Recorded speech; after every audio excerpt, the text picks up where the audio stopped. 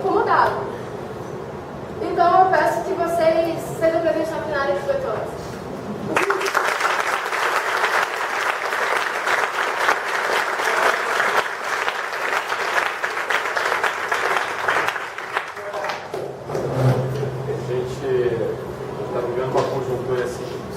Nova assim para todo mundo, né?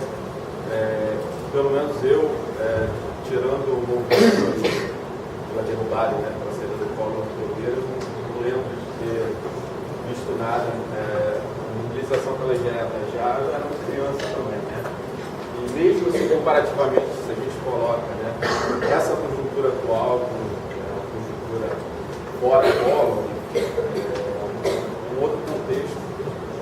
Porque, na verdade, a corrupção pode ser utilizada como pano de fundo, ou tema de fundo, né?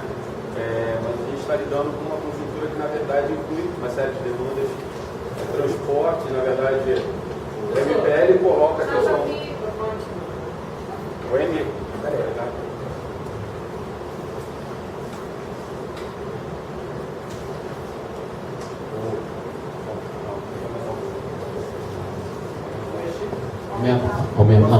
Foi. Por exemplo, o MPL está discutindo a questão da passagem, mas na verdade não é simplesmente tarifa que a gente está discutindo, ou eles estão propondo que seja reduzida, na verdade é reforma urbana, a questão urbana que é muito complexa, mobilidade urbana, né? A partir do momento que a passagem se torna cara e você inviabiliza ou dificulta o deslocamento do cidadão, na verdade o cara está pagando para trabalhar. Essa é uma bandeira que eu acho muito legítima. A corrupção, enfim, a gente quando tem mobilizações como essas que estão ocorrendo no Brasil, a gente tem questões que envolvem pautas históricas da esquerda, como o Gustavo falou, as mobilizações urbanas, pegando questões como habitação, por exemplo, direito à moradia. A gente lê trabalhos clássicos assim, da sociologia brasileira, como o Éder Sader, sobre São Paulo, inclusive. A conjuntura é muito parecida, enfim. Falta habitação, falta infraestrutura, falta esgoto, falta saneamento, nada parece que mudou, né?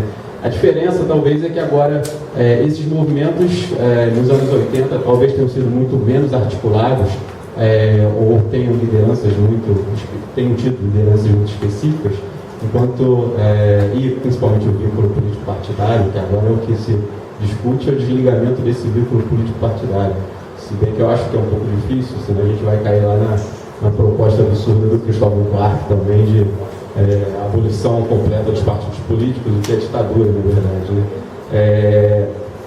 E aí também eu acho que é uma conjuntura que abre possibilidades para a gente discutir, ou rediscutir a própria teoria sociológica também, a própria sociologia, tirando alguns autores, né, como Harvey, que nem propriamente é um sociólogo, mas um geógrafo, um antropólogo, que é um sociólogo, que são vozes um pouco dissonantes, assim, que ficam dizendo, olha, o capitalismo é um sistema que se reinventa permanentemente, né? Mas é problemático também, ele tem essa tendência de se deslocar, né? De acordo com a geografia, né? A crise é parte, né? E a habitação, por exemplo, programas de investimento em habitação, para acumular o capital financeiro, por exemplo, são estratégias interessantes para atender algumas demandas específicas de alguns setores.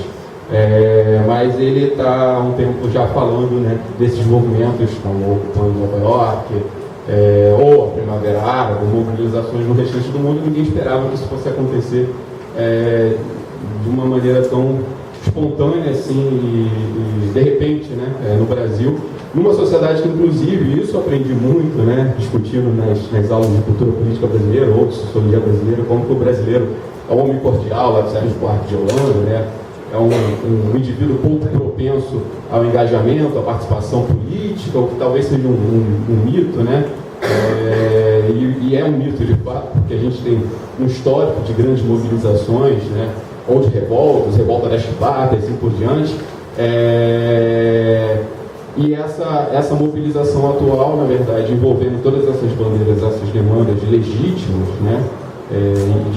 De esquerda e de direita também, porque quando uma mobilização, uma passeata no Rio de Janeiro, tem gente pedindo a redução da maioridade penal, que isso não é demanda histórica da esquerda, nunca vai ser, na verdade, mas pode ser uma demanda legítima também, e não deixa de ser, a partir do momento que você tenha um argumento suficiente para provar ou para comprovar que realmente essa é uma saída que pode ser viável para a redução da criminalidade, da violência urbana. Enfim, eu duvido muito disso, né? Mas respeito quem pensa dessa maneira. De qualquer maneira, eu acho que muitos, no âmbito da sociologia em particular, estão surpresos, né? O que me chamou a atenção, por exemplo, lendo diversos artigos recentemente, o João Félix, lá, professor do IESP, ele assinalou, olha, existe um problema. O PT, por exemplo, comprou um projeto, ou se incorporou um projeto econômico, né, de desenvolvimento, na verdade, que já está esgotado, e talvez tenha uma grande parcela de responsabilidade pelo que está acontecendo, porque abandonou o trabalho de base que ele historicamente fez nos anos 70 e nos anos 80, né? Abdicou dessa possibilidade de dialogar por mecanismos institucionais, talvez, ou não, né, com os movimentos populares, e, enfim, aceitou as condições como elas estavam colocadas, e a partir do momento que você traz sua base também, ou renega, ou esquece a sua base, ela tende também a se revoltar. Enfim, acho que é um panorama interessante para a gente pensar, e eu acho que também ninguém tem resposta, nunca vai ter resposta sobre exatamente o que a gente pode esperar, o que vai acontecer exatamente, e aí surgem as teorias, né, de conspiração, de golpe, enfim, mas eu acredito que não chega a tanto, né? Eu espero também que não chegue, né? A gente tem... porque eu não vivi isso, também não gostaria de viver também, enfim, uma conjuntura de repressão, enfim, como gerações passadas viveram. A gente tem a possibilidade agora então de jogar um pouco a bola aí para vocês, quem quiser fazer uma pergunta, um comentário. A gente pode fazer 5, um bloco de 5 perguntas ou comentários objetivos, porque o nosso teto é 18 horas, e depois a gente passa o nome. Nome. Sandro. Paulo.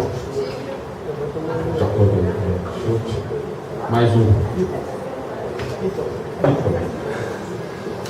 Tá, vou pedir comentários bem objetivos e, se forem respostas também bem objetivas, para dar tempo da gente passar também, dar oportunidade a outras pessoas.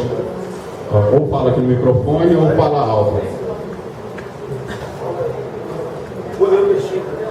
Um testículo.